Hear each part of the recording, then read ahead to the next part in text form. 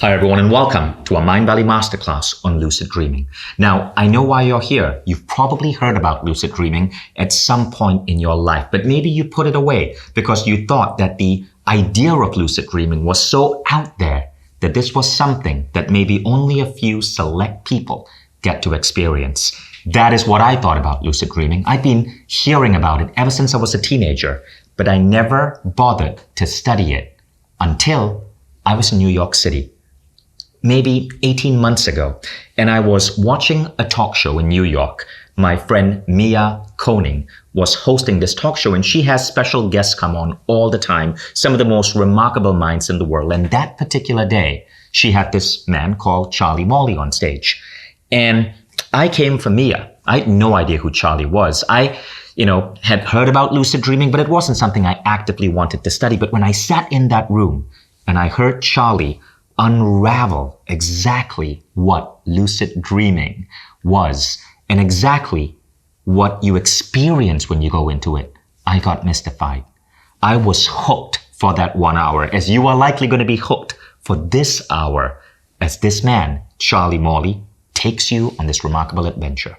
Now, that day in New York, my life changed because I began to understand that we spend so much of our time in this waking world, but there is an alternate world that we pay no attention to, the world of sleep, the world of altered states. And today, you're going to learn how to cross that chasm, how to step into a new world where you are fully awake in your dreams. But not only is this a world where it's like you are in the world's greatest 3D simulator, but where as you are simulating these adventures, you also get to directly talk to higher intelligence. You get to tap into your soul. You get to heal things, to fix things, to create synchronicities in your life that can transform the way you show up in the world. Now, Charlie Morley is so good at teaching lucid dreaming that I have to share this story with you. It happened 4 days before filming this masterclass, and the story is bizarre. So, about a week ago, I got in a call with Charlie. You see, before we film these masterclasses, I get in a Skype call or a Zoom call with an author, and we discuss the topic. We discuss the education model. And there, Charlie started talking about how in this class, he's going to teach you how to remember your dreams. It's part of the lessons we're going to take you through. So there I was, passively listening to Charlie tell me what he was going to teach in this class. Now, interestingly enough, I never remember my dreams. But over the next couple of days, I started waking up with a clear, vivid memory of my dreams. And on Thursday, so I'm filming this right now on a Monday, on Thursday, I had one of the craziest dreams yet. You see, I just come out of surgery. I had an issue with my knee, a torn meniscus. The doctor had operated on my knee. At the same time, I was moving furniture and I busted my back. So I was feeling so stiff, so immobile. And for the last 2 months, my body has just not been in its best shape.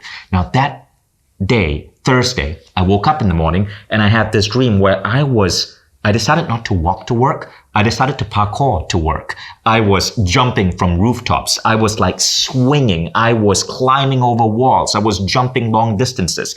And I woke up with this feeling of movement. And then I went to brush my teeth and immediately I felt this sharp pain in my back because I had moved into a new house and I was shifting furniture the night before.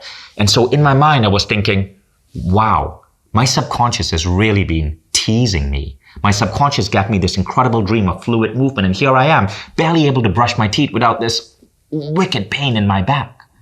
Now, on that specific day, I happened to have 90 minutes of free time open up after lunch. Now, my schedule is normally busy, but I had 90 minutes of free time open up, and I decided, maybe that dream was a sign that I need to start getting movement back. So I decided to go see my regular chiropractor.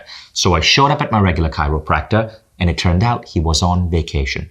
And so I spoke to the receptionist and I said, well, when can I make an appointment? The receptionist said, well, your regular chiro isn't here, but we have this other doctor, this Russian guy who does this type of work with energy and working with your bones. Would you like to see him if you're in pain? I remembered the dream and I thought, well, why not? Maybe I should see this guy. And for that next 1 hour, I have an incredible treatment. This guy is combining chiropractic with energy work, and I walk out of that session with my body able to move in different ways. I felt so liberated. Not only was my back pain gone, but I had greater flexibility and other pains and aches had vanished, all because of a dream.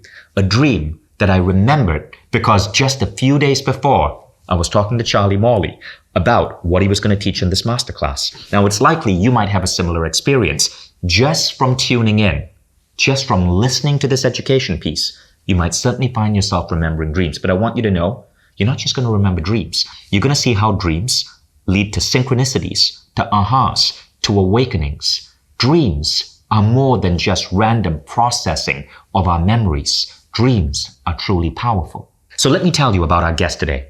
Charlie Morley is a best-selling author of multiple books on lucid dreaming and shadow integration. He has been lucid dreaming for almost 20 years and was authorized to teach with the Kagyu School of Tibetan Buddhism by Lama Yeshe Rinpoche in 2008. He's since developed one of the most powerful holistic approaches to dream work called Mindfulness of Dream and Sleep. His books have been translated into 15 languages, and he has done classes in more than 25 countries. Charlie Morley has spoken about lucid dreaming at Cambridge University, at Oxford University. More recently, he was invited to speak to the Ministry of Defense here in the UK. This is equivalent to speaking at the Pentagon in the United States. He has spoken at the House of Parliament. That's like speaking at Congress in the United States. And in 2018, he was awarded the Churchill Fellowship Grant to research mindfulness-based PTSD treatment in veterans. You see, Charlie has been researching and helping veterans who suffer from PTSD heal their PTSD through dream states. And his story of lucid dreaming is mind-blowing. So let's welcome onto the set, Charlie Morley.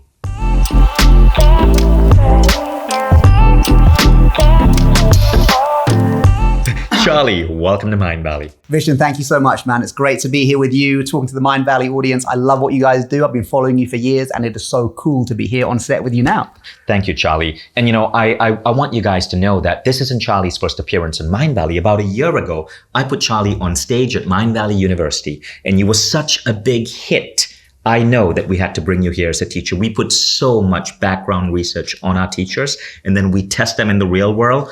And you had so many fans. So many of you guys said such great things about that man. We have to bring you here. I'm glad I passed the test, man. It's great to be here.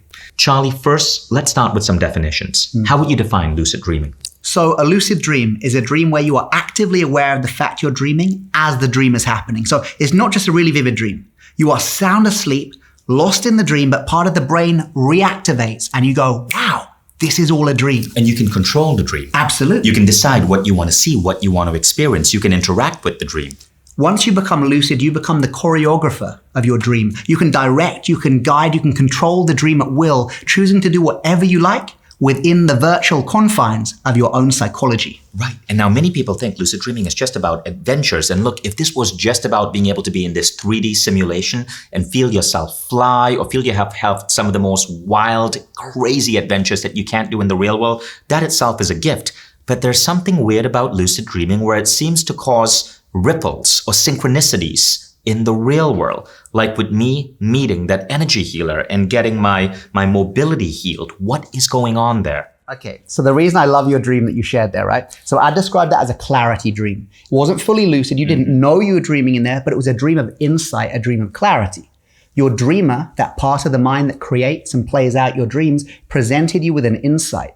It said, this is the possibility of my body, freedom of movement, parkour, the movement from point A to point B using the least amount of energy in the most efficient way. What a great metaphor your dreamer presented you with. Now, the next day you're there brushing your teeth and then you get this pain in your back. At that point, that kind of synchronistic moment in the waking state makes you think, maybe I should get a treatment for this. Mm-hmm. Your normal treatment person is not available. You hook up with the Russian energy guy. You have this amazing energy treatment and you heal your back. Now, isn't it funny how the waking state presents us with synchronicities that support what the dream offered us, as if the insight from the dreamer somehow hooks into the kind of synchronistic field of the waking state. I mean, I don't know how it works, but I know I've seen it myself. In fact, one of the first times I experienced lucid dream healing was a very similar experience. I had an ear infection. I went surfing in some bad water. I got an ear infection, right? And I'd heard in these books that you could use lucid dreaming to cure ailments, right? But I'd never done it. So I become lucid in the dream. I know I'm dreaming. Oh, wow, I'm dreaming. My body is asleep in bed. This is all a three-dimensional projection of my own mind. I'm inside my dream and I'm conscious.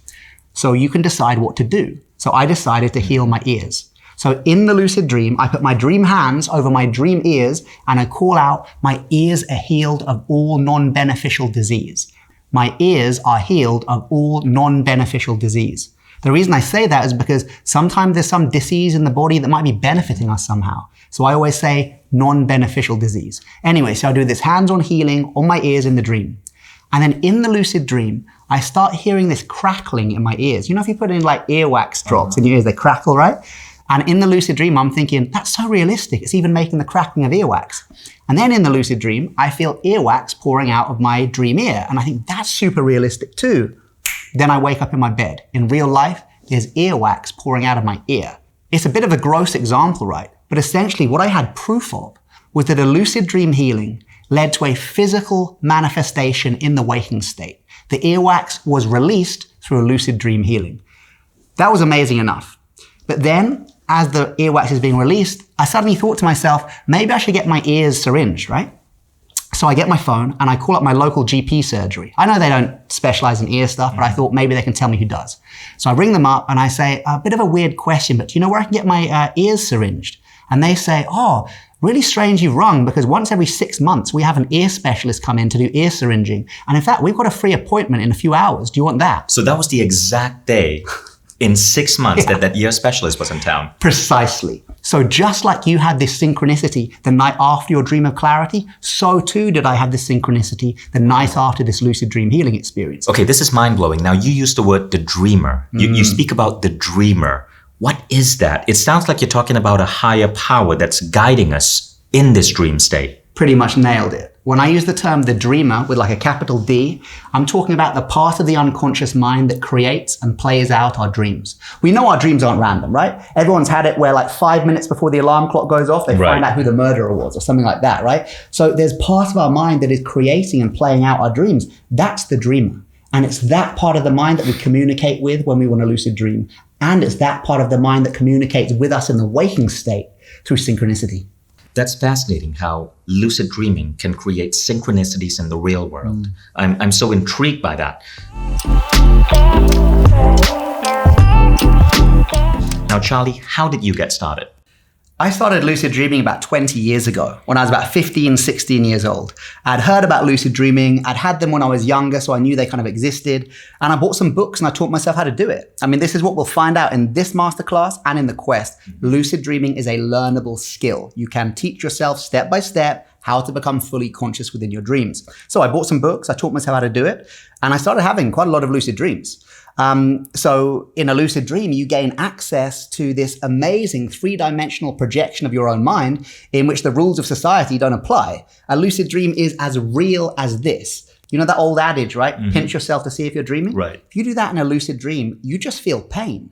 Even though you know that the dream fingers doing the pinching and the dream arm being pinched don't exist. It's all a huge internal hallucination. And yet you still feel pain, right? So lucid dreams are incredibly realistic. So at 15, 16 years old, you can imagine what I spent this incredibly realistic playground doing, right? A lot of sex and a lot of skateboarding, which at 15, 16 were my two favorite things. One I was doing a lot of, the other not so much. I'll let you imagine, right? The thing is, I did get really good at skateboarding. And as we'll learn later, there's some interesting studies that show if you train in sports in the lucid dream, you can actually get better in the waking state. Yes, those studies are intriguing. Absolutely. So I got very good at skateboarding, not so much the other thing. But I used to get lucid and I would call out in a lucid dream, you know, this is showing my age, but probably Pamela Anderson, come to me, something like that. And all these girls would appear and have all the sex that I wasn't having in the waking state. So just hedonism, man, just being a teenager, right? But then when I was 17, something happened that made me completely reconfigure my view of lucid dreaming and its potential as a psychospiritual tool. Before I got into spiritual stuff and Buddhism a little bit later, I was pretty wild when I was 16, 17. So when I was 17, I had a near-death experience due to a drugs overdose. It wasn't all angels and light like some people's NDEs. This one was seriously traumatic. And after this near-death experience, I had recurring nightmares and daytime panic attacks. The daytime panic attacks led me to get into meditation and mindfulness in Buddhism as a way to try and heal my mind. But the nightmares, they persisted. They were seriously bad. I mean, I'm talking 3-4 months of what I could now absolutely diagnose as post-traumatic stress disorder nightmares. But at 17, I didn't know that, right? All I knew is that I was scared to go to sleep. There were literally nights where I was so young, I didn't even like the taste of coffee yet, but I knew what coffee did. So I would eat coffee out of the jar to try and keep myself awake. And I would manage to stay awake for one night, maybe two. Then eventually I'd fall asleep and I'd have double the amount of nightmares. It would be even worse, right? But I was trying. So at this point, I was really at the end of my tether here. I was scared to go to sleep. And I remembered something. In those lucid dreaming books I'd read a couple of years before, all of them seemed to say that you could use lucid dreaming to cure nightmares. There were some interesting scientific studies, not a lot on it, but they said there was the potential for that to happen. So I reread those chapters and I realized that if I could become lucid within those nightmares, I might be able to integrate them, I might be able to cure the nightmares. So the first 3 times it happened, I became lucid in this recurrent nightmare. It was always the same thing. I was back in the near-death experience. In fact, I was still dead. That was the thing. And what would happen was this little dwarf guy would appear, like this dwarf with a shaved head. I know it sounds weird, but for whatever reason, he represented death. And when he appeared in the dream, he was death, and I was still dead, basically. And the first 3 times, I did manage to wake up in the dream. I'm dreaming. And I knew that I had to face him, but it was just too terrifying. I couldn't do it. I just woke up, cold sweats, heart palpitations, all the usual stuff. But in the 3rd or 4th lucid dream, I woke up in the dream. Oh, I'm dreaming. So I knew my body was asleep in bed. I knew this was all a 3-dimensional projection of my own mind. And I knew that that dwarf was not real, that he represented the trauma of the near-death experience. And so I knew what I had to do. I turned to face him. And I literally faced the dwarf. And nowadays, and I talk about this in my TED Talk, I advise people to embrace whatever they meet in their lucid dream, however scary, however monstrous, because it's simply a part of themselves that is split off, that is traumatized. But at 17, I didn't know that. So I turned to face the dwarf guy and I yelled at him, okay, I get it. It's my mind. As in, I know this isn't real. I know this is just my traumatized mind. I finally faced my fear. And what happened next was amazing.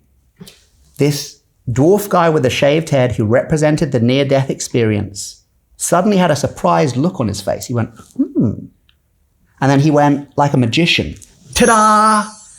And suddenly in the dream, there appeared these red curtains, red velvet curtains, that moved back as if the magician had revealed a trick.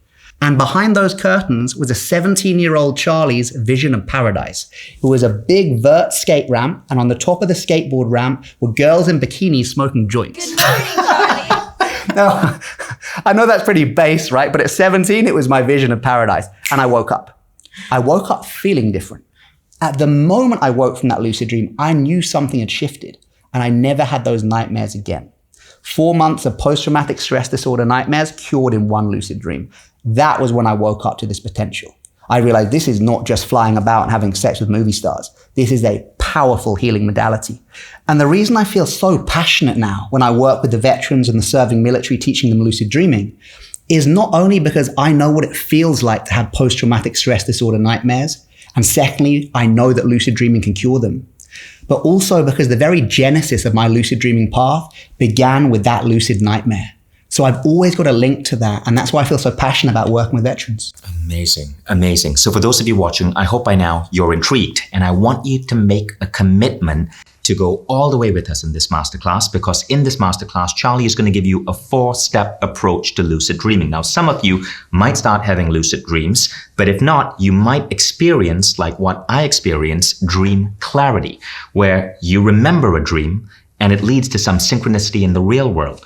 Others might see a step towards lucid dreaming, and that step could be simply an awareness and remembrance of your dreams when you wake up. Either way, you're going to learn the steps to get you there. 4 steps in particular in this masterclass. So I want to make sure you commit, because I asked Charlie to come here on the set and give you his best. And in turn, I ask that you give us your best attention.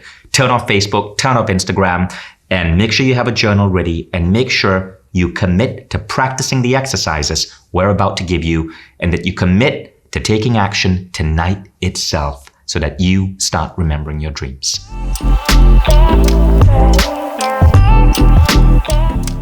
we sleep for a third of our lives. And for most people, that's a third of our life that they know nothing about. If we did start to know something about the third of our life we spent sleeping and dreaming, we'd learn that if we can harness our dreams, we can learn to integrate trauma, change our minds, and to rewire our brain while we sleep. I want to share some stories with you. A lot of us believe that lucid dreaming is just for special people. So I want to make sure that you know that lucid dreaming is a potential that we all have. It's something we can learn, we can train our minds to do, and once we learn how to do it, we gain access to the most powerful virtual reality simulator in existence, the human mind. And once you gain access to the human mind, you can plant seeds of healing in the mind that have a very powerful effect on our waking state experience. I want to share with you a couple of stories of real life case studies, people who have changed their life through lucid dreams. The first one I want to tell you about is a student of mine named Antonio. Now, Antonio had this lucid dream not after a lucid dreaming workshop, but simply after a half-an-hour lucid dreaming talk that I gave, which is why some of you tonight will have lucid dreams after this masterclass. Not only the fact that we're opening you up to the potential of lucid dreaming, but also the fact we're giving you tools and techniques too.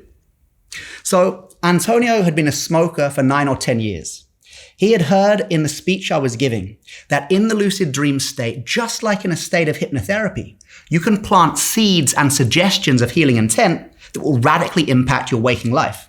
So he had asked me, as a smoker, what could I do in the lucid dream to help train my mind out of the addiction of nicotine?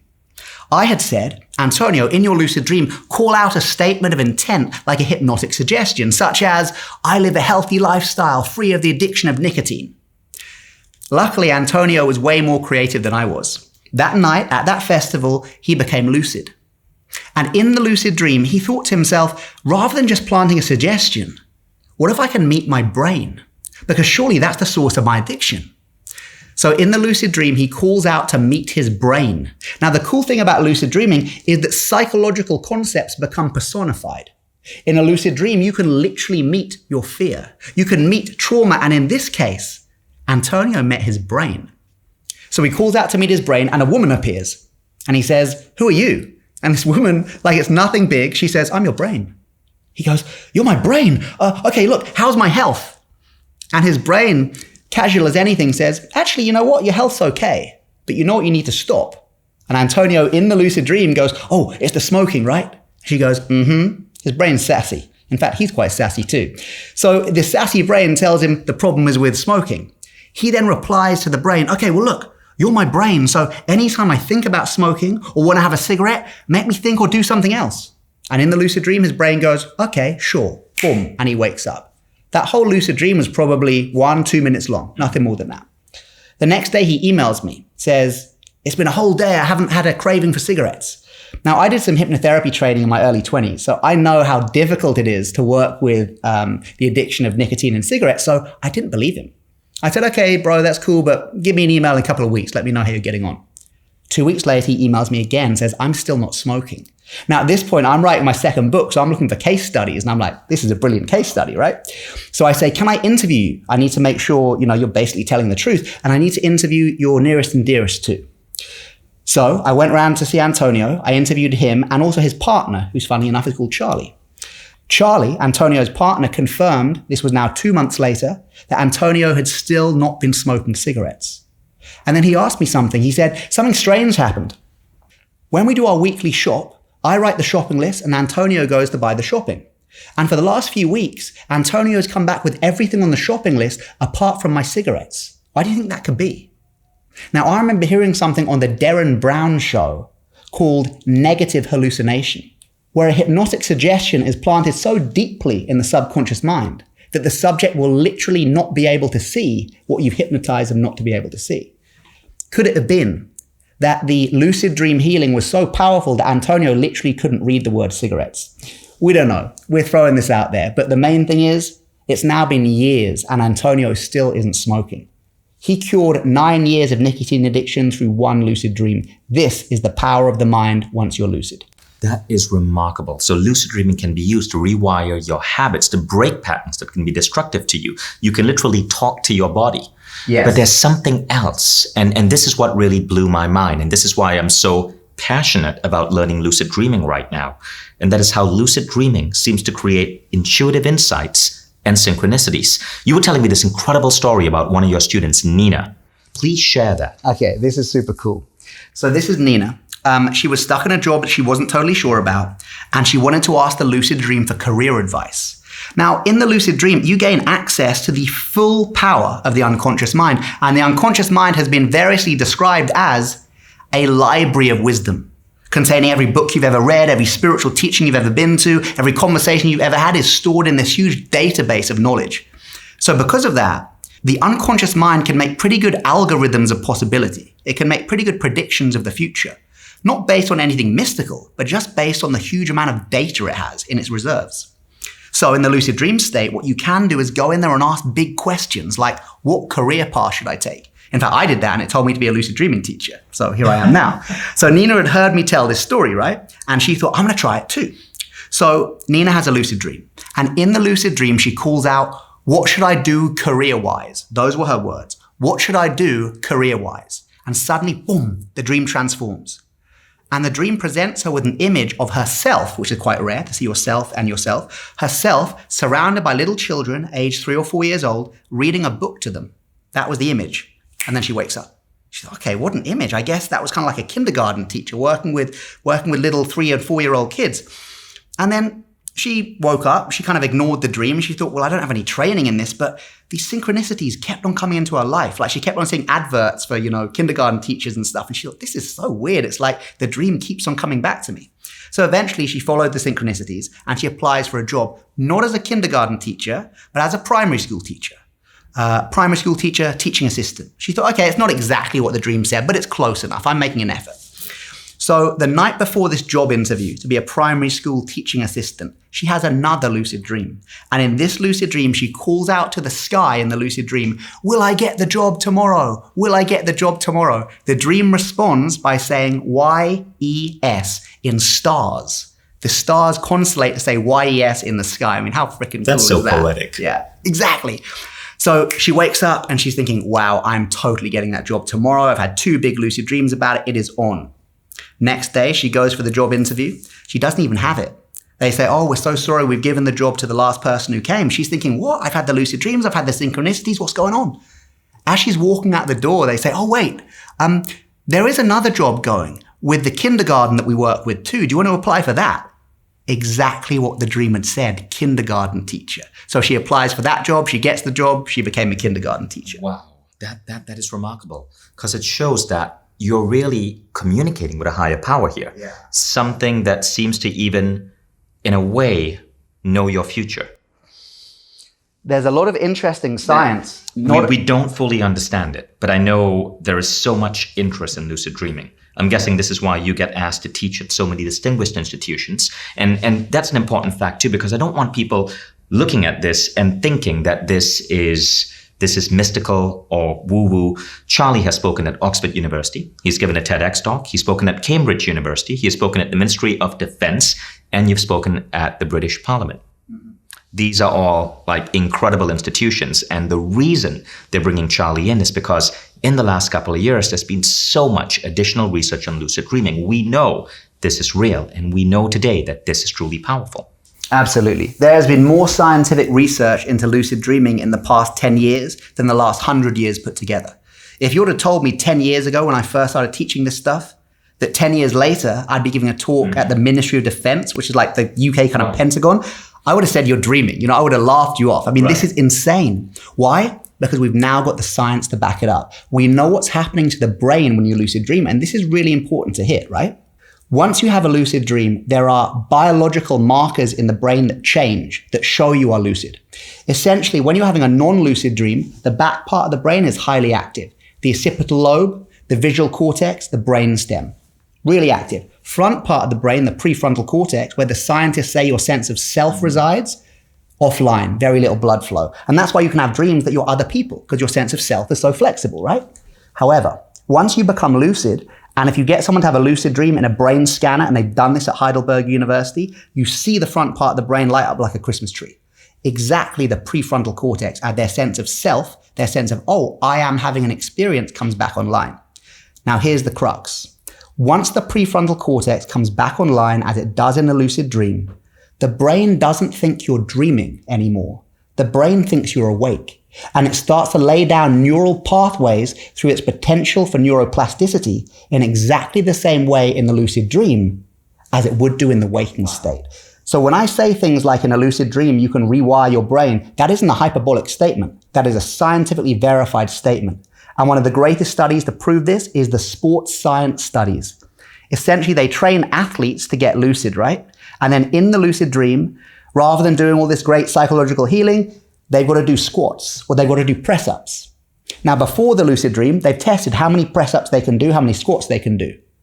After the lucid dream training, there were marked increases in waking state capacity. Basically, they got better at doing press-ups and squats by training in their lucid dream. I mean, if that doesn't blow your mind, you probably haven't understood what I'm saying here. Right. You can literally affect waking state performance, physical, by training in your lucid dream. This is does sci-fi. blow my mind. And a press-up is the cute British way of saying push-up. Yeah, sorry. So now, Charlie, a lot of people, myself included, may think that this is beyond their capabilities. Mm-hmm. Okay, so because I know I hesitated studying lucid dreaming for many years before I met you because I didn't think it was easy. Mm-hmm. But one thing I liked about you is you teach people how to get little results, and it builds our confidence. Like for me, I never used to remember my dreams. Now I remember my dreams. And I go into my sleep so confidently being able to remember my dreams. And after that recent healing experience, I now don't just remember my dreams. I see that my dreams are like breadcrumbs to something I need to do. Very nice. It's a beautiful thing. So for those of you who go, I don't even remember my dreams, this isn't going to work for me, know that that is one of the first things you're going to experience when you learn from Charlie. Now, the second barrier, I guess, that people might have to going deeper is this. They believe that their dreams are boring or meaningless. What do you have to say about that? Okay, so often people say, the reason I don't write down my dreams is because they're so boring. I will always reply, the reason your dreams are so boring is because you don't write them down. There is a biofeedback mechanism going on here between your conscious mind and your dreamer. The dreamer will respond to you actively witnessing what it is presenting you with. So people will find that within a few days of writing down their dreams will start manifesting in a more vivid and meaningful way. When I was at university, the degree I did was script writing, right? Learning how to write plays and movie scripts and stuff. If you would have told me that every night of my life I had to write 5 brand new Hollywood pieces of script writing, but that no one was going to watch them, there'd be no one in the audience, I wouldn't bother. I'd just write the most boring script I could. Once I knew that someone was going to be in the audience, after all these years of not being witnessed, suddenly I'd start writing amazing scripts. So if you want your dreams to manifest in a more meaningful way, in a more valuable way, you have to show the dream that you value them. Wow. And what better way to do that? Write them down. That is such a powerful insight. Okay, now the third reason that prevent people from going further with lucid dreaming is, and ask yourself if you feel this, lucid dreaming is only for special individuals. Yeah. So because lucid dreaming has all these amazing benefits and it's linked to, spiritual traditions and integrating trauma and all this kind of stuff, people seem to think that it's this special superpower. It is a superpower in many ways, but it's a superpower that every human has. How do we know this? Because children naturally lucid dream. So everyone watching this masterclass now, you have had lucid dreams before, whether you remember it or not. Harvard studies have shown when they surveyed kids aged 6 to 16, the majority of children reported lucid dreams as part of their childhood development. Not every child every night, but the majority of kids. Right. So the fact that children naturally have lucid dreams tells us 2 important things.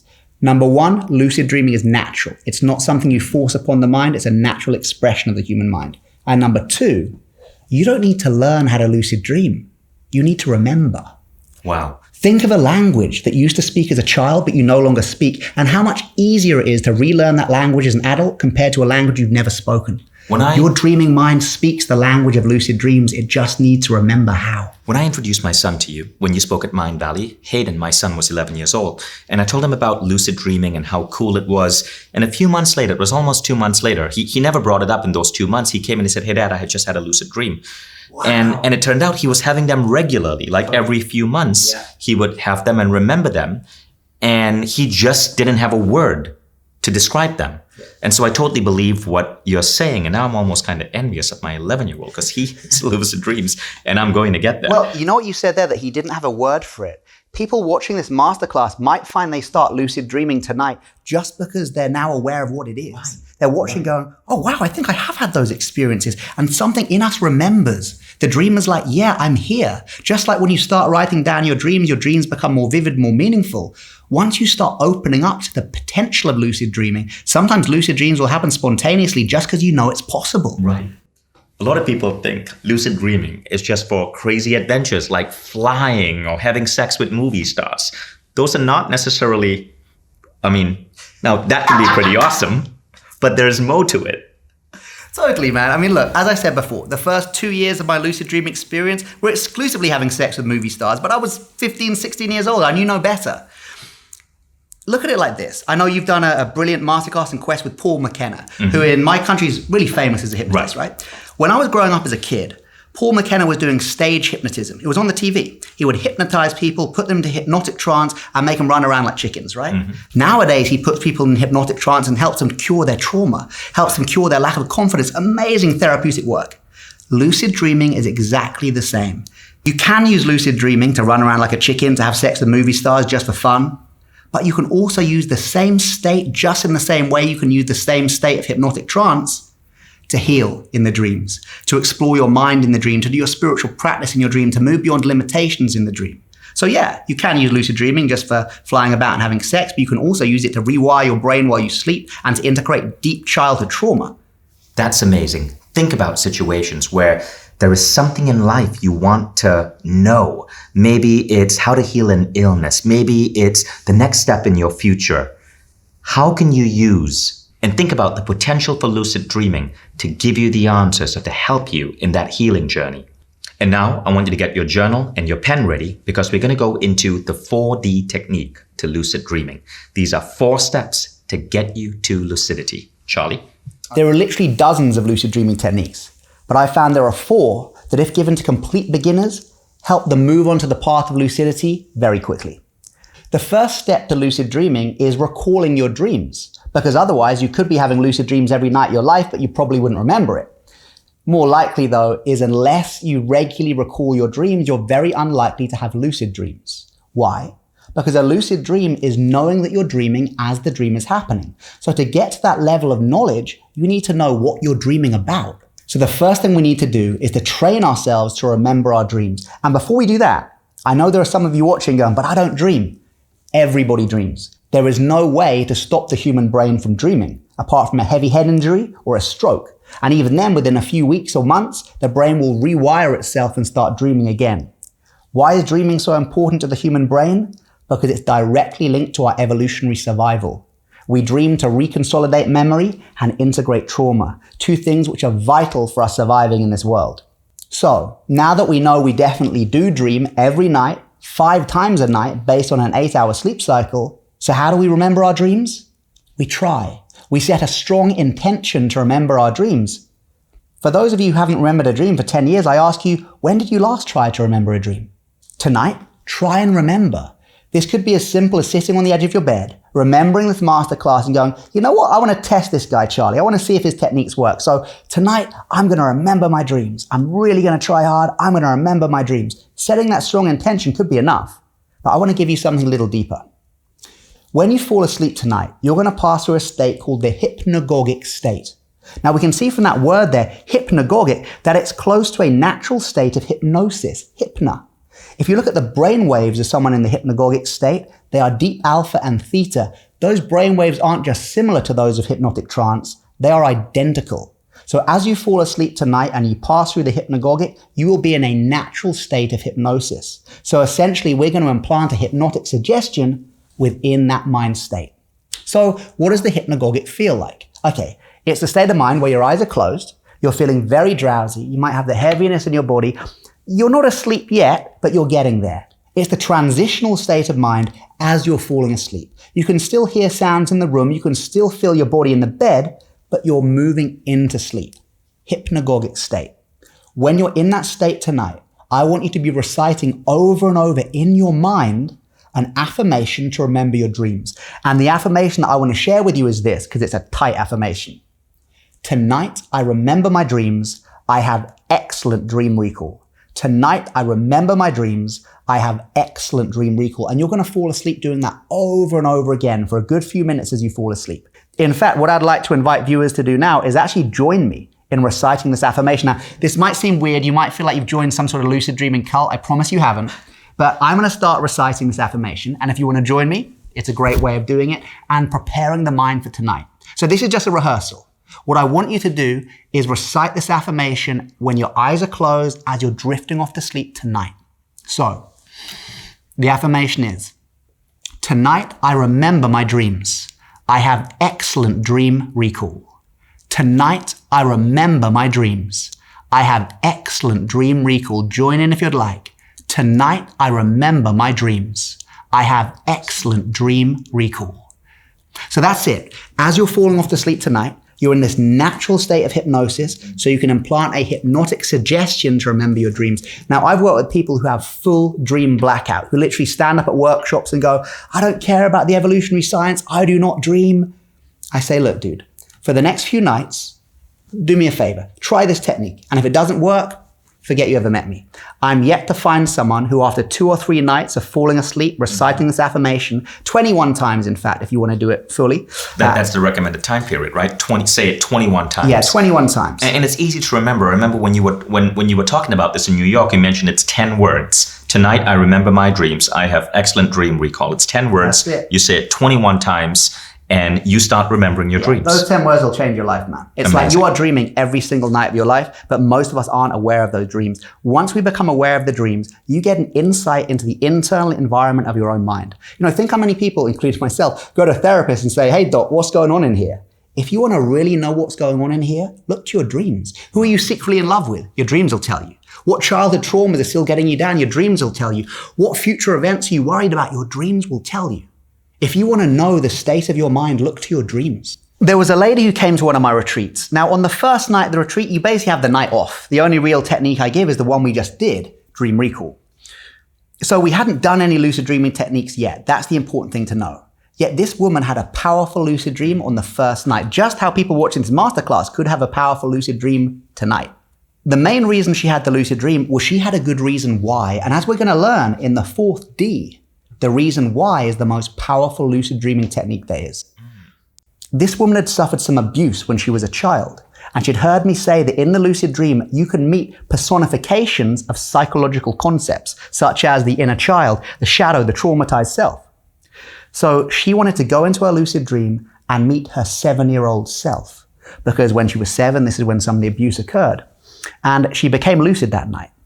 And in the lucid dream, she called out, 7-year-old self, come to me. Nothing happened. Nothing manifest. She called out a second time. Nothing happened. Nothing manifest. She called out a third time. The dreamer didn't present her with her 7-year-old self. It censored it. Perhaps the dreamer knew that meeting that 7-year-old abused girl was going to be too much. She would have been re-traumatized.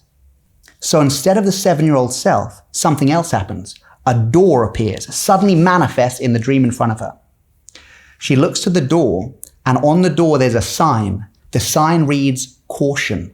I mean, think of that, the intelligence of the dreamer, the symbolism, the poetry of it. Now, in the lucid dream, you have full access to waking state memory. So she's in the lucid dream. She said, she thought to herself, what would Charlie say to do? Do I go through the door or not?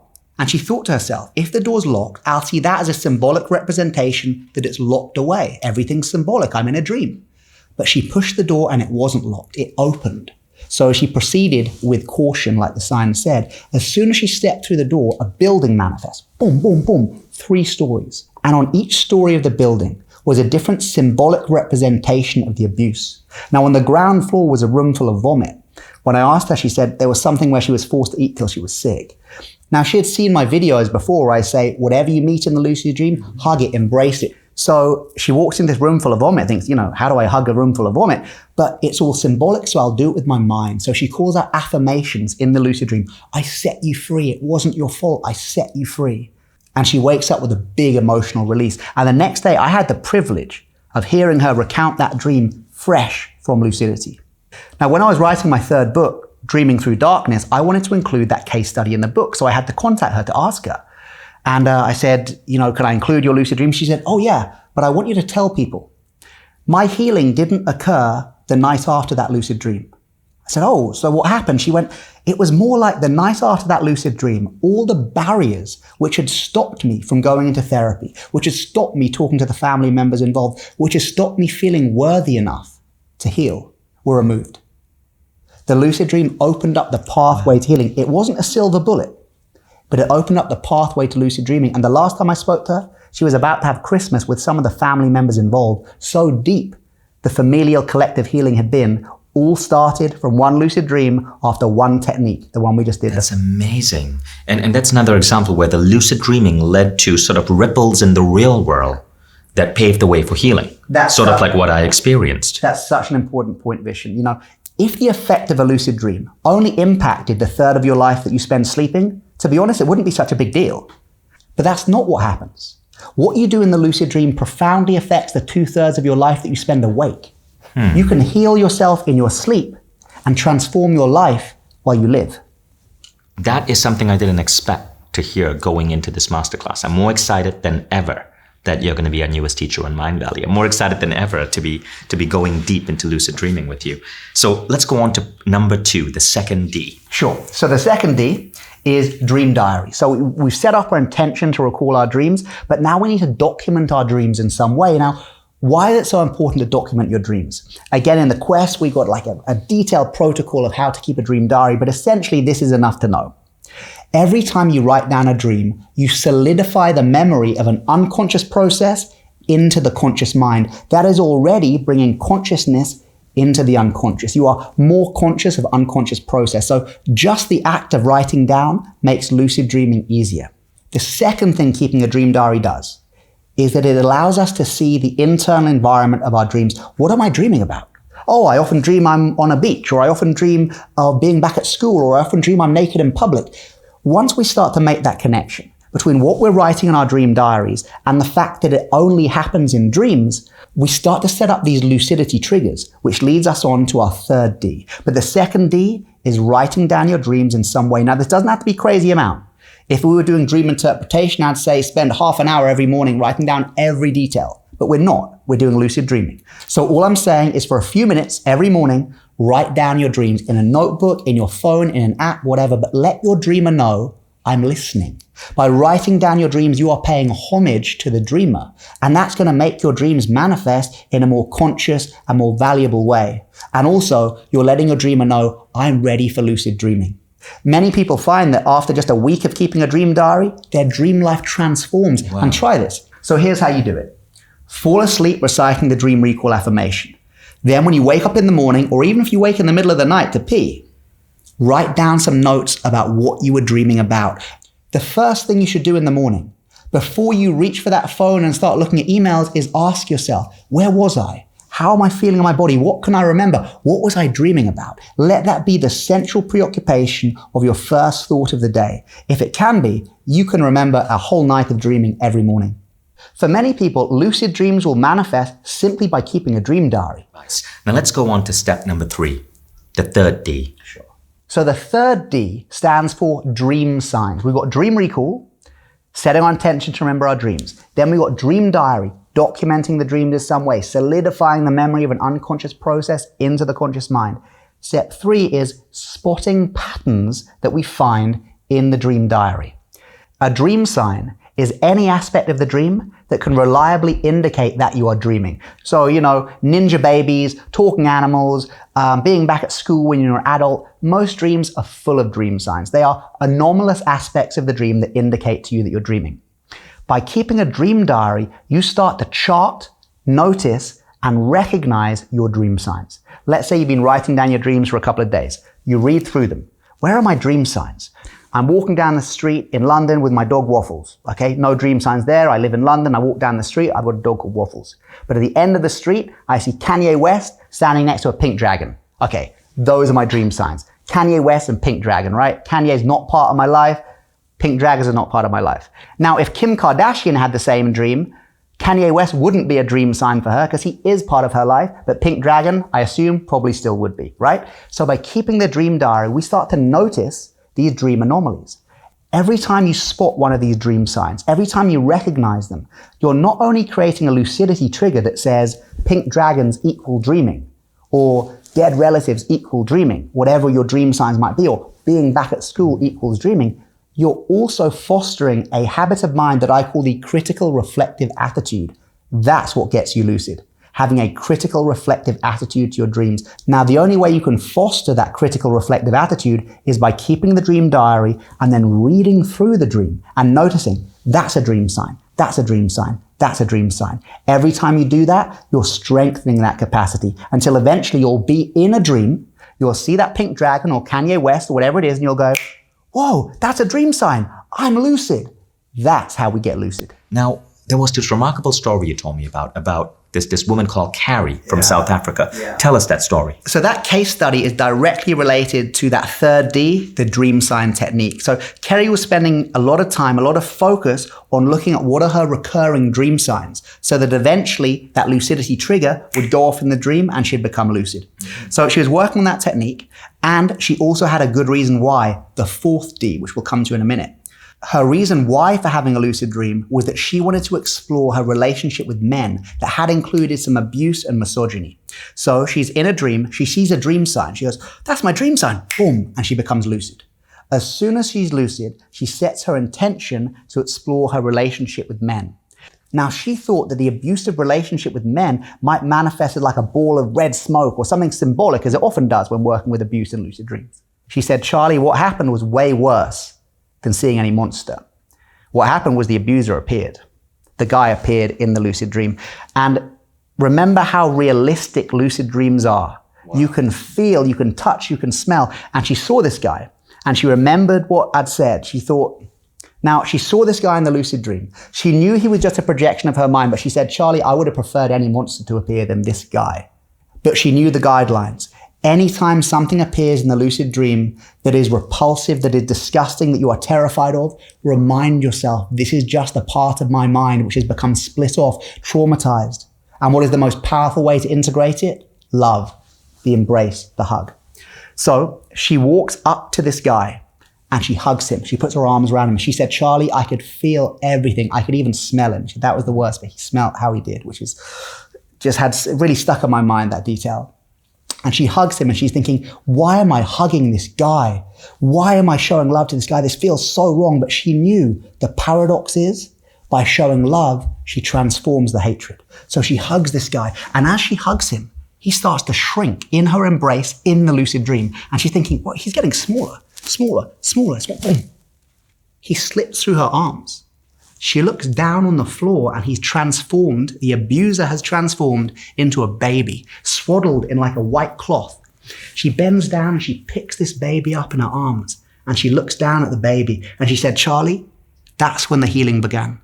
Wow. And I said, why? Why when you looked at the baby's eyes? And she said, because I realized something. I realized that guy wasn't born an abuser. That guy was born a baby.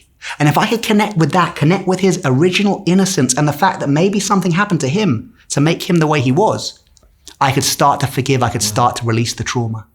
And you know, as you're telling these stories, I know some people might be listening and going, I don't think I want to learn this because I don't want to face my abuser. I don't want to face these things which are really scary. But it seems to me, Charlie, that lucid dreaming actually keeps you safe. There's a higher power guiding you. Like that story you shared of the woman with the door that said caution. And then this lady, Carrie from South Africa. How safe are we in a lucid dream? Very good point. So sometimes people are worried that in the lucid dream state, they could re-traumatize themselves. Now, for that, we need to look at the science of how the dream state evolved. So the REM dreaming sleep state evolved in mammals and later in higher mammals and the apes and humans to be a place for memory reconsolidation and for humans especially trauma integration. You know, imagine two cavemen, caveman A and caveman B. Caveman A is spending all night dreaming about saber-toothed tigers, how to run from them, how to hide from them, how to fight them. Caveman B is not. The next day, they encounter a saber-toothed tiger. Who's more likely to survive? Caveman A, because they have been rehearsing their survival mechanisms. So dreaming itself was designed not only to reconsolidate memory and update our survival mechanisms, but to dream about the traumatic events that had happened to help install in our memory new ways of dealing with them. There is a higher intelligence in the lucid dream that keeps you safe, that knows what you're ready for. As the great Swiss psychiatrist Carl Jung once said, the shadow will only give you what you're ready for, and so too in the lucid dream. That's beautiful, and that's so reassuring. Now let's go on to the final step of this masterclass, which is the dream plan. So the fourth D is dream planning. Now, I know you're into this idea that the why is more important than the how. If you've got a good reason why to have a lucid dream, that is the most powerful lucid dreaming technique there is. So dream planning is taking some time to consider, in my first or next lucid dream, what would I choose to do? If you got lucid tonight, what would you choose to do? Would you choose to fly about and have sex with movie stars? Who am I to judge? But maybe if you got lucid tonight, you'll choose to heal a physical ailment. You'll choose to explore a trauma from childhood. You'll choose to ask a big question based on your career path. You'll choose to explore the nature of your mind from within your dreams. So the first step of dream planning is to work out what you would like to do in your first or next lucid dream and then write it out. Now, in my program at Mindvalley, we take you through a detailed explanation of dream planning, but let me at least plant the seeds here. Step one for the dream plan is you write out in detail what you would like to do in your first or next lucid dream. Step two, draw a picture or somehow symbolically represent the lucid dream you want to have. This is because for most people, their dreams are visual. They're dreaming in pictures, they're dreaming in symbols. So if we can draw a symbolic representation of the lucid dream we want to have, we're one step closer to the dream manifesting. And then step three is your call to action. If your lucid dream plan, for example, is, in my next lucid dream, I call out to meet my inner child. When my inner child appears, I embrace it with love and integrate any and all childhood trauma. Great dream plan, by the way, you should try it. Then your call to action might be as simple as, inner child, come to me. That's the thing that you would call out or the thing you would do once you're in the lucid dream. So they're the three steps. The plan, writing out a description of what you want to do in your first or next lucid dream. Number two, pictorializing it in some way. Could be symbolic, could be abstract, could be literal. And the third one, your call to action, the thing you would actually call out once you're in your first or next lucid dream. So you plan, you decide what you want to dream about, you picture, you're saying draw what you want to experience. So the inner child one, I would draw like a little stick man of Charlie, then a little stick man image of my inner child, then another image of me embracing the inner child. You know, whatever, I'm not a good artist. And what's the third one? What's the third one? And the third one is your call to action. This is you actually dialoguing with the dreamer. So once you become lucid, how do you make the inner child appear? You call for it. Inner child, come for me. Got it. So your call to action might be, heal my need. Absolutely. Or remove this addiction. Absolutely. Or remove this desire. Sure. Or show me my next path in life. Yeah. Got it. Okay. So that is the, I once heard you use the word sankalpa for that. So in my program, we look at this idea of sankalpa. That's essentially the call to action. Now, sankalpa is a Sanskrit word that means will or intent to do something. It's usually linked to the practice of yoga nidra, which is conscious sleep practice. But in this case, the sankalpa is your call to action. I see. You know, one of the greatest aspects of lucid dreaming is you don't need to believe in it. There's no guru to worship. There's no cult to be part of. There's nothing you need to have faith in. There's a set of scientifically verified practices, which if you do them, they lead to results. You have lucid dreams. And once you are lucid, you can literally rewire your brain and reprogram your mental attitudes while you sleep. You know, I can't think of any practice better suited to today's modern age where we claim not to have enough time to do our spiritual practice, not enough time to do our psychological work. This one you do in your freaking sleep. So no one's got that. I love what you just said. So let's do a quick recap. Step one, dream recall. Yes. Set the affirmation to remember your dreams. What is that 10-word affirmation again?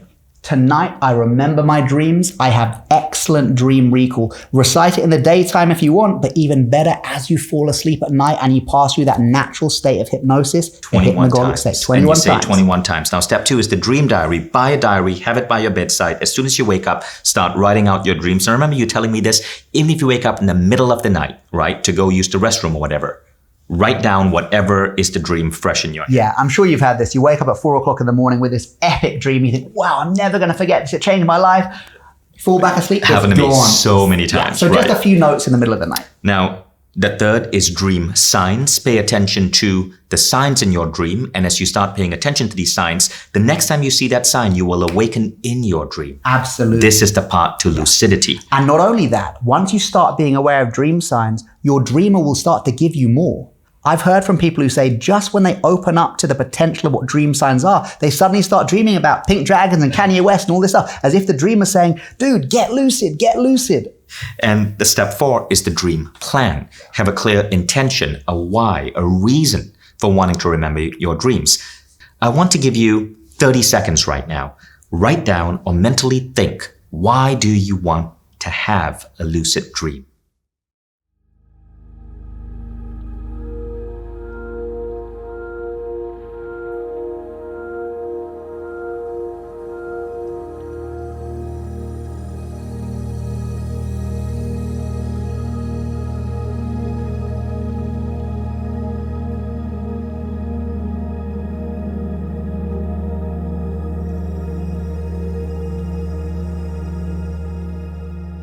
And I hope you've written that down. That's one of the most important steps. And this brings us to where we are today, where right here in London, we've finished producing the world's #1 lucid dreaming program. This program is on Mindvalley's Quest platform. Over 30 days, Charlie's going to be with you every single day. We're going to bring in some powerful educational models. We're going to bring in Charlie's methodology of teaching lucid dreaming, all on Mindvalley's tech platform, which is one of the most advanced education platforms in the world. What has made Mindvalley the foremost personal growth company in the world today is this Quest model of learning. Now, this is what it means. You aren't going to be watching like 8 hours of video on lucid dreaming. Rather, you're going to go through almost an interactive coaching experience. Here's how it works. All of us, all the students enroll and you start a class together. Everybody starts on the same day. It's usually a Sunday or a Monday. And every day for the next 30 days from that start date, you get a short video from Charlie. It could be 5 minutes to maximum 20 minutes. On some days, Charlie might guide you through a meditation. But here's the key thing. It's only 5 to 20 minutes a day for 30 days. And slowly over these 30 days, we use the science of behavioral change to build up new beliefs, new behaviors, new practices, new capabilities, identity shifts. And every week you make a major breakthrough. Now, the cool part is all our students start on the same day and they end on the same day, which means you are starting together and crossing the finishing line together. Everyone is connected in a community. And so our students help other students along. And Charlie is there with you every day for 30 days in the form of meditations and videos guiding you along. So what is really happening here is that it's like hiring a personal coach, a personal trainer for 30 days to handhold you into lucid dreaming at a tiny fraction of that cost. This is what makes Mindvalley Quest such an effective learning methodology. But what's also cool is what happens every week. Every week you're unlocking a new superpower. Charlie, explain what happens week by week. I'm so excited by the Quest because we build week by week from the basics to something really quite advanced. So in week 1, we cover how to remember your dreams, how to reconnect with your dreamer, how to keep a dream diary, how to start seeing your dreams change within just a few days. And at the end of the 7 days, you will see a shift in your dream life, even just within that first week. In week 2, we start to go deeper. We look at dream signs, we look at the science of sleep, how each sleep stage can be used to harness lucidity, and we look at dream decoding. So anyone who's into dream interpretation, this is as close as I get to that. You know, Vishen, when people ask me, what do my dreams mean? I looked on Google or I checked in this dream dictionary. I say, those things are bullshit, man. Let's say me and you tonight both dream of a cat. But let's say in childhood, I was attacked by a cat, and let's say you love lolcat videos and watch them on YouTube before bed, right? If you have a dream about a cat tonight, it means joy. It's your inner representation of joy. For me, it means childhood trauma. And if we both look at the same dream dictionary and it says cats equal whatever, it's bullshit, man. So what we do in the Quest is learn how to create your own personal dream dictionary by a practice I call dream decoding. So we can learn when my father appears in my dream, what does that mean? What does he represent? When cats appear in my dream, what do they mean? What do they represent? So it builds on the dream sign technique, but adds in ways to find meaning and symbolism and representational psychology within our dreaming minds. So week 3, we move on to some of the more advanced techniques. We look at the reality checking. We look at certain practices that ask you to wake up at certain points in the night, do a certain meditation, and drop back into sleep. Now, those are optional. You don't have to do them. You can choose to sleep through the night if you like. But we give people the option of these more advanced techniques. By the time we get to week 4, we're dropping into some serious mystical esoteric stuff. We're looking at the 4 stages of dream yoga. We're looking at how lucid dreaming plays a part in the ancient shamanic traditions of Mexico. We're looking at preparation for death and dying, shadow integration. If you make it to week 4, you are a serious dream warrior. We start right from the beginning in baby steps, and we end in some of the most advanced techniques there are. That's what I love about this quest. It is a 30-day deep dive into the power of the lucid dreaming minds. Now, everything you shared is amazing, but I know there's some, for lack of a better word, mystical or really powerful stuff that I'm so excited about. For example, you speak about how we enter dreams and we see these beings looking at us, but these beings are representations of our subconscious. Explain what's going on there. So I think you're talking about dream guides here. Now, again, this is esoteric. I've got no scientific backup for this, right? Yeah. But many people find they'll be in a lucid dream. And sometimes certain dream characters in the lucid dream, they aren't there just to be background characters. They seem to be not only central protagonists, but aspects of your own unconscious mind that have come to help you, come to guide you. And the term I use are lucid dreaming guides. So sometimes you'll become lucid, you call out for your inner child, you've got your dream plan manifesting, but suddenly someone walks towards you and says, come, I've come to teach you the way of the dream. And you're like, what the hell? Wow. You go with them and they give you direct teachings about your own lucid dream experience or waking state insights. Now, the question is, who are they? Perhaps you could just say they're parts of your own mind, a higher intelligence, or perhaps something else. And in the quest, we explore the concept of the 1%. I say that 99% of everything in the lucid dream is your own mind. Of course it is. It is the mind flipped inwardly, experiencing the totality of its own projections. And yet, there is a crucial 1%, which when interacted with, you know beyond doubt, that is not part of my mind. That is something bigger, something from the collective unconscious.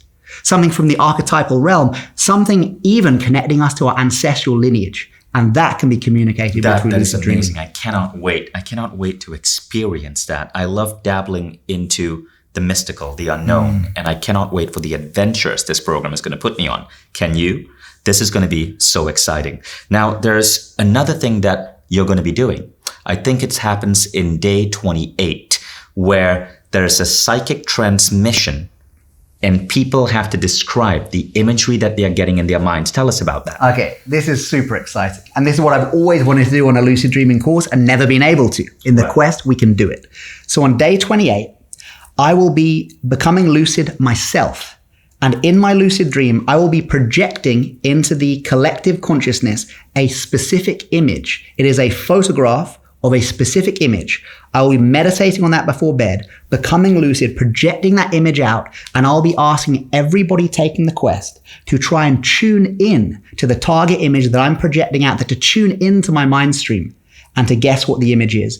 If they become lucid, they could call out, Charlie Morley's target image now, Charlie Morley's target image now. If they don't become lucid, then simply the next day I want them to scan through their dreams and see what were the big images that arise. Set that intention. Then the next day, they'll be encouraged to go into the quest community and write in their answer, what they believe the target image was. Once we've got in all the answers from the tribe members who've taken place in the experiment, I will then give them the actual answer. And we'll see how many people could have a direct hit. That's amazing. Now, I know some of you are super excited and some of you may be thinking, is this really possible? Well, look, you don't have to make up your mind right now. Mindvalley programs, each program we create is the best in the world. That is our promise. If you take a program on leadership at Mindvalley, it is the best in the world. If you take a program on lucid dreaming in Mindvalley, it's the best in the world. And we let you decide for yourself. When you buy a house, you don't just buy a house, you want to go with the real estate agent, walk into the house, check it out, maybe see the bedroom, see how it's laid out, look at the design, see if you like it, then you decide if you buy the house. We're not asking you to commit to this program. We're asking you to simply check it out. You can enroll in this program today, and the program will be available for you. You can go through the program for up to 10 days. Even if your specific class hasn't started yet, there are warm-up videos, there are meditations, all available for you. Browse it, check it out, look at it on the Apple TV app or on your Android phone or your iPhone or on your desktop. Take a look at the quality of the videos, take a look at the quality of Charlie's teachings. And if you don't like it, just go to mindvalley.com/refund and give yourself a refund. You do not have to make a phone call. You do not have to send an email. You literally go to this URL, mindvalley.com/refund, click a few buttons. It takes no more than 2 minutes, and automatically you give yourself a refund. It is that easy because we believe in our programs that much. You can take back whatever enrollment fee you put in this program. So you do not have to make up your mind. All I'm asking you to do is to check this out. Scroll down below and click enroll. You have nothing to lose. But think about what you have to gain. The powers, the healing, the synchronicity, the ability to access your guides, the ability to talk to higher intelligence. What you can gain is so much. And you can decide for yourself. Scroll down below and click enroll. And this will likely be one of the singular best investments you ever have made in your entire life. I know I'm so excited about this program. And one of the reasons I wanted Mindvalley to work with you, Charlie, and create this is because I cannot wait to bring lucid dreaming further into my life after the already powerful results have been from mere conversations with you. I'm so excited about this quest. We put so much effort into it. It's full of effective techniques and it's really fun too. And not only do you get a really incredible enrollment fee when you enroll right now as a thank you for watching this masterclass, you save big, but there are also some powerful bonuses for you. Along with this program, you get 13 meditations. These meditations are designed to complement the experience within this program. Cognitively learning is one thing, practicing is another, but being able to go into these altered states of mind where you are programmed with new abilities to unlock in your dreams, that's truly powerful stuff. And what you're going to get is all of these meditations available for you. And these 13 meditations are going to be transformative for you. All of these are going to be available as a bonus on Mindvalley's Om Vana app. Om Vana is an advanced meditation player. It's so advanced, we keep it as a separate app. And there you will find all of the recordings by Charlie. And you have the ability to customize Charlie's meditation. So, for example, you can listen to Charlie's voice with the sound of binaural beats, or with sleep sounds so you fall asleep, or the sound of birds, or the sound of running water. It is truly an advanced platform. And as a secondary bonus, all our students are connected in a beautiful, living, thriving community where you can share your dreams, share your ideas, answer questions, or ask questions with thousands of other students. All of these as a bonus. Now, when you scroll down below, you will notice that there's an option to sign up for Mindvalley All Access. Mindvalley, as I said before, has the best programs in every category of personal growth. Some of you may only be interested in lucid dreaming and may only enroll in this program. Phenomenal. That is an incredible decision. But some of you may decide that you want to go further.